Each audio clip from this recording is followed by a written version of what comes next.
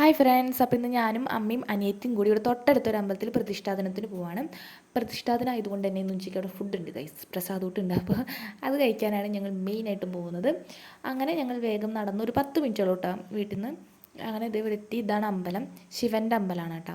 അങ്ങനെ അമ്പലത്തിലെത്തി. അതിന് ശേഷം അനിയത്തി എല്ലാവരും വലിയ വഴിപാട് ചെയ്യണം, എല്ലാവരും വലിയ പുഷ്പാഞ്ജലി ചെയ്തു. അതിനുശേഷം ഞങ്ങൾ വിചാരിച്ചു അമ്പലത്തിൽ കയറി തൊഴുതിട്ട് പിന്നെ ഫുഡ് കഴിക്കാൻ പോകാമെന്ന്.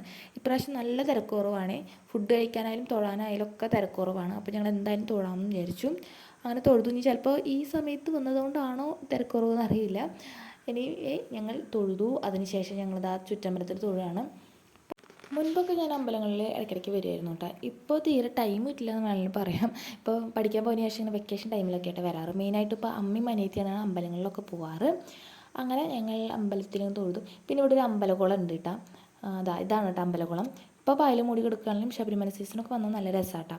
അതിനുശേഷം ഞങ്ങൾ കുറച്ച് നേരം ഫുഡ് കഴിക്കാൻ വരിക്കുന്നു. അതിനുശേഷം ഞങ്ങൾക്ക് വേഗം തന്നെ ഇല കിട്ടിയിട്ട് പിന്നെ അതിൽ കറികൾ വന്നു. കറികൾ എന്ന് പറയാനായിട്ട് ഇഞ്ചുംപുളി ഉണ്ടായിരുന്നു, ഓലൻ ഉണ്ടായിരുന്നു, ഉപ്പേരി ഉണ്ടായിരുന്നു, പിന്നെ അവിയലുണ്ടായിരുന്നു, അച്ചാറുണ്ടായിരുന്നു, പിന്നെ അമ്പലത്തിലൊരു പായസം, പിന്നെ മധുരക്കൂട്ടുകറി, പിന്നെ ചോറ് വന്നു, സാമ്പാർ വന്നു, പപ്പടം ഞങ്ങൾ കഴിച്ചുകൊണ്ടിരിക്കുമ്പോഴാട്ടോ വന്നത്.